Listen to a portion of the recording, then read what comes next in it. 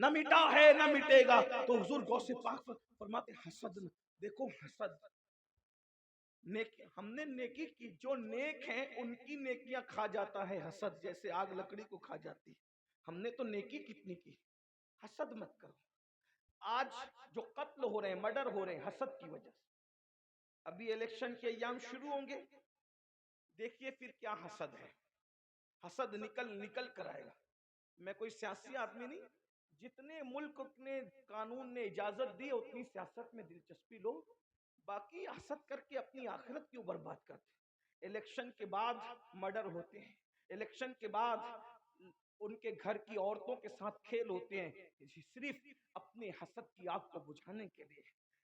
اگر کسی نے کچھ کسی کے ساتھ کر دیا، یہ جادو تک لے جاتا ہے حسد، کرنی کرتب تک لے جاتا ہے حسد. لوگ کہتے ہیں کہ ہر چوتھے آدمی کو شوگر ہے. عامر لوگ کہتے ہیں، میں نہیں کہہ رہا، عامر لوگ کہتے ہیں ہر دوسرے آدمی کو سحر ہے. وجہ حسد. دیورانی جٹھانی پہ کر رہی حسد، ساس بہو پہ کر رہی حسد. یہ حسد کیا ہے؟ اور یاد رکھنا، حسد کر کے تم کسی کو پریشان کرتے ہو، کر سکتے ہو پریشان، اس کو برباد نہیں کر سکتے، اس کو مٹا نہیں سکتے، اس کو ختم نہیں کر سکتے. کیوں؟ شیطان ہلکان کر سکتا ہے، شیطان انسان کو مار نہیں سکتا. یہ آج جو جادو زوروں پر ہے نا، یہ بہنیں پنڈتوں تک جاتی ہے، سادھوؤں تک جاتی ہے، عاملوں تک جاتی ہے، ایسے مولویوں تک جاتی ہے جو کالے کرتب کر کے اپنے آپ کو بھی مولوی کہتے ہیں. کالے کرتب کرنے والا مولوی ہوگا؟ مولوی کا مطلب مولا والا. ہر داڑھی رکھنے والا مولوی نہیں ہوتا. جس کے دل میں اللہ کا ڈر ہوتا ہے وہ عالم ربانی ہوتا ہے. اور 500 1000 میں ایسے کا، اور یہ بھی، اور آپ بھی ڈرتے رہتے ہو، کہتے ہیں اس نے کچھ کر دیا تو کیا. میں نے کہا تیرے رسول نے تو تجھے ایسی حفاظت کا دستہ دیا ہے، ایسی زرہ دی ہے، تم پہنتے کیوں نہیں؟ بہت معافی کے ساتھ حضور نے تمہیں زرہ دے رکھی ہے.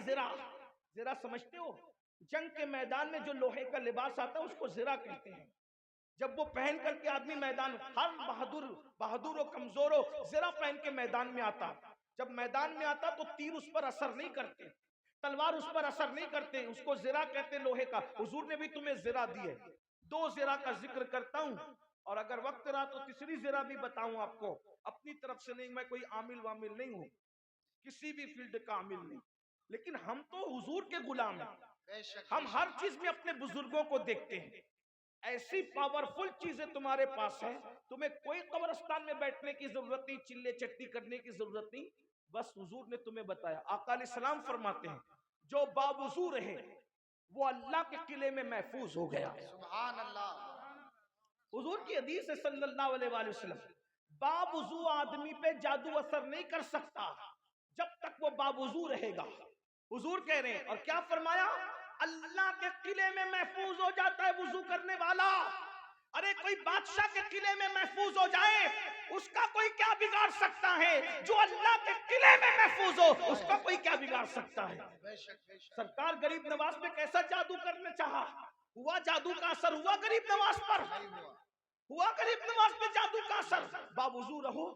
لیکن باوضو کیا رہو گے میرے بھائی، برا مت ماننا، تم تو کھڑے ہو کر پیشاب کرتے ہو، اس کے بعد پانی بھی نہیں لیتے.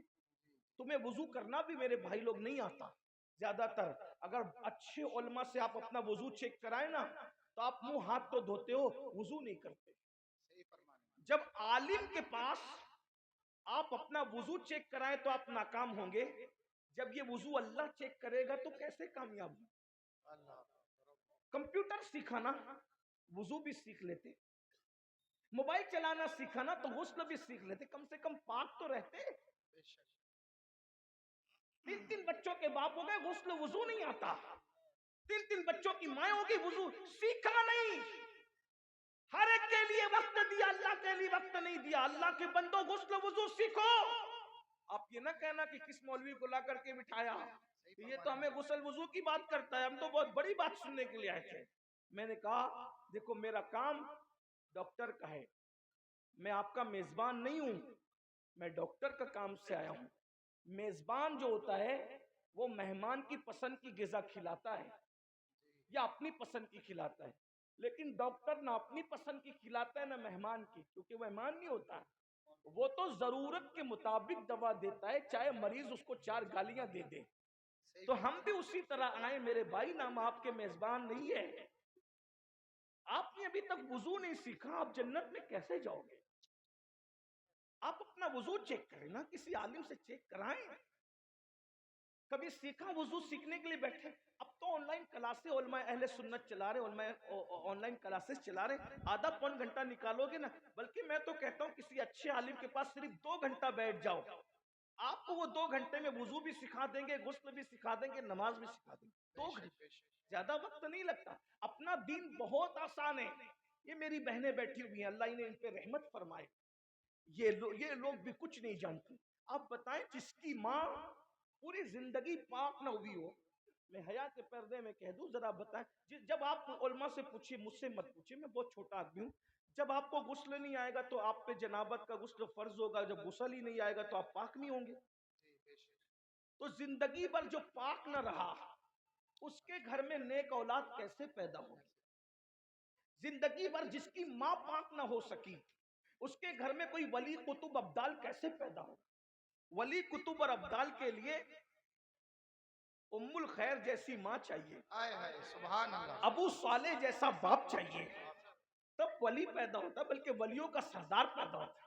باپ غیاث الدین چاہیے، ماں ماہ نور چاہیے، تب غریب نواز جیسا فرزند پیدا ہوتا ہے. ہمارا کیا حال ہے؟ تو میں عرض کر رہا تھا، حسد سے نکلو. جادو کی تک پہنچا دیا تمہیں حسد نے، سازشوں تک پہنچا دیا. یہ غیبت کی محفلیں کیوں ہیں؟ حسد کی وجہ سے. اللہ کے رسول علیہ السلام کے غلاموں، فرمایا گیا الغیبت اشد من الزنا، کہ غیبت زنا سے بدترین چیز ہے. زنا سے بھی بری چیز کا نام غیبت ہے.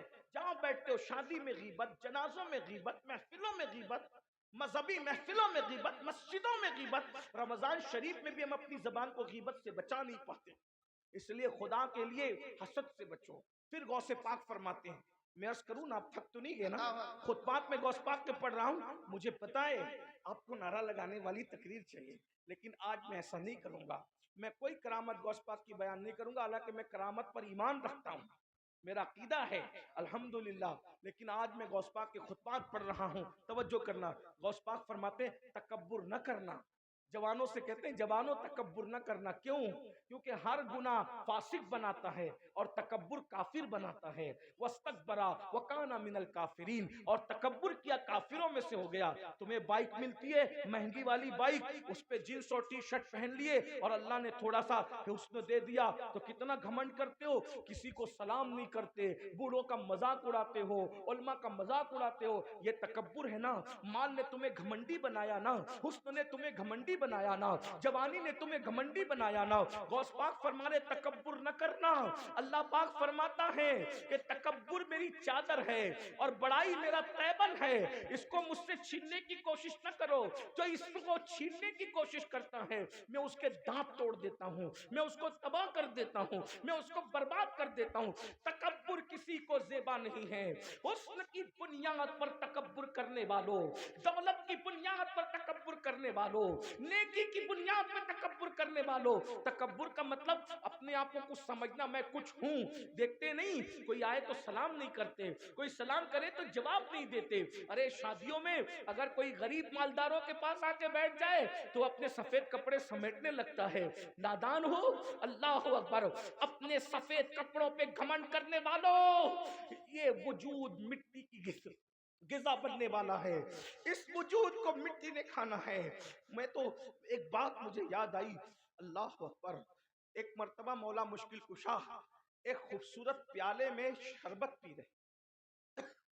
مولا علی پاک خاتم الولایت، سید السادات، امام المشارق والمغارب، حلال مشکلات والنوائب، اخی رسول و زوج البتول، فاتح خیبر، قاسم ولایت، سیدنا علی ابن ابو طالب کرم اللہ تعالی وجہ الکریم.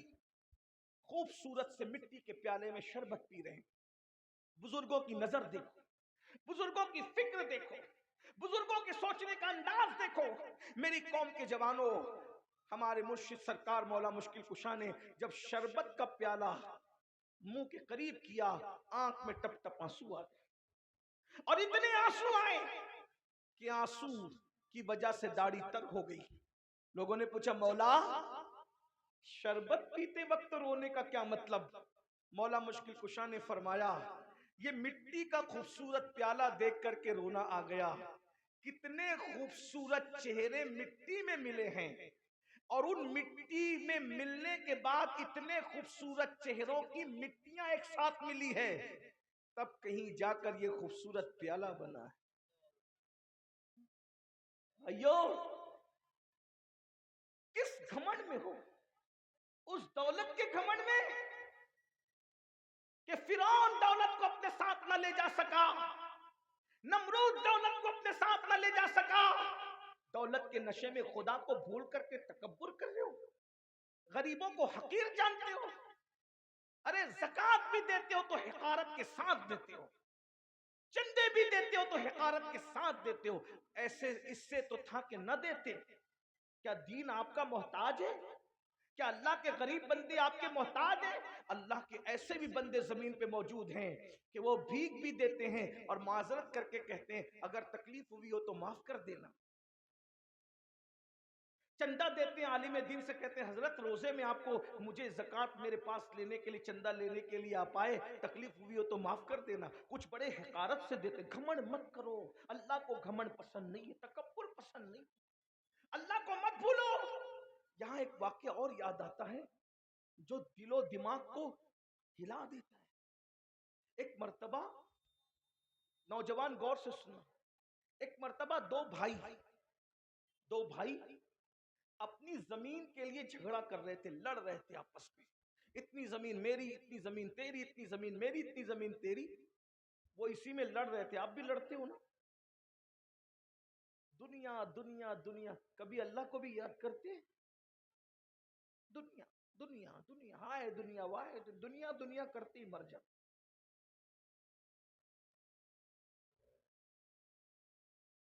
دو بھائی آپس میں زمین اور جائیداد کا جھگڑا کر رہے ہیں، لڑتے لڑتے انہوں نے دیکھا کہ اچانک ایک ٹوٹے ہوئے پیالے سے آواز آئی، او لڑنے والوں ذرا مجھے دیکھو، میری طرف دیکھو، میری بھی داستان اور آپ بیتی سنو۔ اب ٹوٹا ہوا پیالہ جو زمین پہ پڑا ہوا ہے، اس سے آواز آئے گی تو آدمی کی حیثیت کیا ہوگی، کیا اس کی پوزیشن ہوگی؟ میں اور آپ ہوتے تو بھاگ ہی جاتے، لیکن ان میں کچھ ہمت تھی، انہوں نے مڑ کے دیکھا ایک ٹوٹا ہوا پیالہ پڑا ہے اور اس سے آواز آ رہی ہے، میری بھی تو آپ بیتی سن لو، میری بھی تو داستان سن لو۔ اور جب یہ آواز آئی تو ان دونوں نے کہا کون ہو تم؟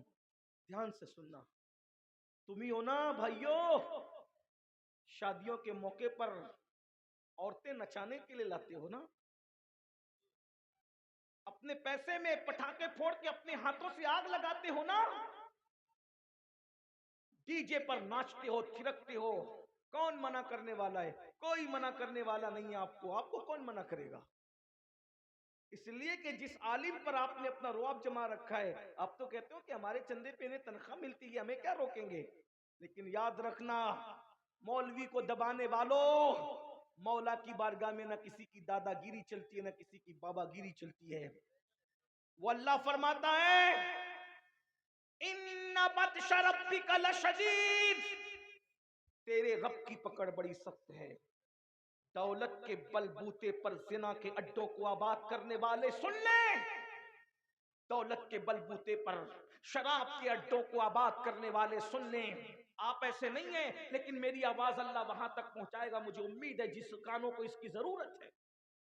دولت کے بل بوتے پر شادیوں میں ڈی جے لگا کر ناچنے اور نچوانے والے سن لیں، دولت کے بل بوتے پہ پٹاخے پھوڑنے والے سن لے، تمہیں کوئی منع نہیں کر سکتا، مگر اللہ تمہیں کہہ رہا ہے ان اللہ لا یغیر ما بقوم حتی یغیروا ما بانفسہم، اللہ پاک اس وقت تک किसी कौम से नेमत को नहीं छीनता जब तक कि वो कौम खुद ऐसे हालात पैदा न करे कि उससे नेमत छीनी जाए। अल्लाह की दी हुई दौलत का मिसयूज करोगे, गलत इस्तेमाल करोगे, अल्लाह तुमसे छीन लेगा। क्या तुमने नहीं देखा कि बड़े बड़े बादशाह कैद खानों में रहे? क्या तुमने नहीं देखा बड़े बड़े बादशाह हाथों में भीख मांगने लगे? आपको पता है, अल्लाह अकबर, अल्लाह अकबर, तारिक बिन जियाद की कौम, बर्बर कौम का फातेह मूसा इब्ने नुसैर, उसकी जिंदगी कैद खाने में तमाम हुई। हज के मौके पर लोगों ने उसको भीख मांगते देखा। आप क्या समझते हो बड़े बड़े सलातीन बर्बाद हुए इसलिए कि अल्लाह की खुफिया तदबीर से डरते रहो। जो देना जानता है वो छीनना भी जानता है। अल्लाह के गजब को चैलेंज मत करो, खुदा के गजब को चैलेंज मत करो। वो बहुत गज्जूर है, वो बहुत गैरत वाला है। अल्लाह अल्लाह। तो कटोरे से, टूटे कटोरे से आवाज आती है, मेरी भी तो दास्तान सुनो, मेरी भी तो आप बीती सुनो। दोनों भाइयों ने मुड़ के कहा, कौन है तू? अब आवाज आ रही है, मैं फला बादशाह का तुम लोगों ने नाम सुना? तो दोनों भाई झगड़ा भूल के एक दूसरे को देखने लगे, अरे वो तो इस बस्ती का बहुत बड़ा बादशाह था, पूरे इलाके पर उसकी हुकूमत थी, तो उसको कैसे जानता है? तो कहा, मैं ही तो उसकी बिखरी हुई मिट्टी हूं।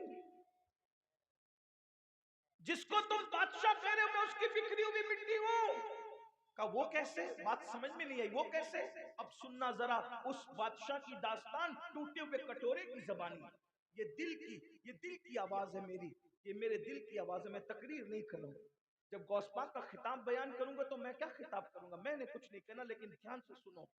एक बादशाह की आप बीती, एक टूटे हुए कटोरे की जबानी। मेरी बहनों की भी तवज्जो चल। दौलत के नशे में ये मेरी माएं और बहनें अल्लाह को भूल गई। पूरी जिंदगी हार, जेवरात, अच्छे कपड़े, ब्यूटी पार्लर, इसी की नजर हो रही है। बहनों, अल्लाह पाक का इरशाद है, कुल्लु मन अलैहा फान व यबका वजहु रब्बिका जुल जलाली वल इकराम। सब फना हो जाएंगे, खुदा की जात बाकी रहेगी। खूबसूरत चेहरों पर घमंड करने वालियों, ब्यूटी पार्लर में जा करके अपने आप को मस्नुई खूबसूरत बनाने वाली मेरी बहनों, ये नर्म और नाजुक चेहरों को कब्र की मिट्टी खाएगी, कब्र के कीड़े खाएंगे, ये बदबू में तब्दील हो जाएंगे, ये नजासत में तब्दील हो जाएंगे। अल्लाह को याद कर लो, खुदा को मना लो। अरे जो खुदा को राजी कर ले वो फरिश्तों से बेहतर है, जो खुदा को राजी न कर सका फिर कुत्ता उससे बेहतर है। बाबा बुल्ले शाह ने कहा था, उठ बुलिया चल यार मना ले, वरना बाजी ले गए कुत्ते।